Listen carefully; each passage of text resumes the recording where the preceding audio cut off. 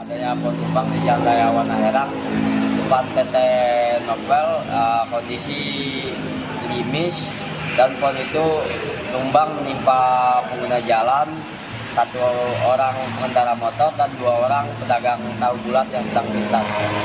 Perkiraan ketinggian pohon itu sekitar 15 meter dengan diameternya 1,5 meter. Kita ke informasi lain, saudara. Diduga akan melakukan aksi terorisme, terduga teroris ditangkap polisi di Kabupaten Pacitan, Jawa Timur.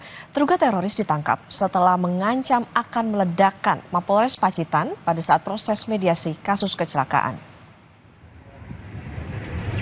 Ketegangan sempat terjadi di Mapolres Pacitan setelah terduga teroris ditangkap.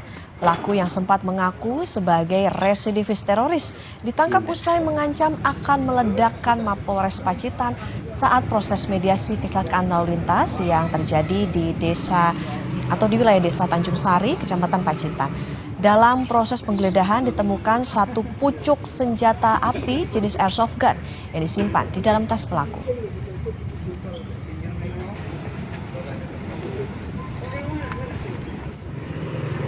Proses penyelidikan terhadap dugaan kasus terorisme terus dilakukan polisi hingga Sabtu dini hari.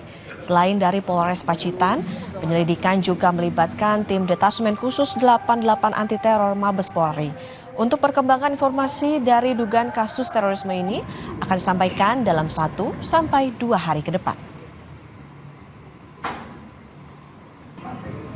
Jelas saat ini kami sedang melaksanakan pendalaman, kami sedang melaksanakan interogasi ke beberapa pihak dan juga kami sedang melaksanakan gelar perkara. Tentunya kami mohon kesabaran dari rekan-rekan semua, mungkin untuk 1-2 hari ke depan akan kami sampaikan kembali perkembangannya. Ada berapa orang yang ditahan di Mapolres? Sementara kami belum bisa memberikan statement tersebut. Kami mohon maaf kepada teman-teman agar bersabar, 1-2 hari ke depan akan kami sampaikan kembali perkembangannya.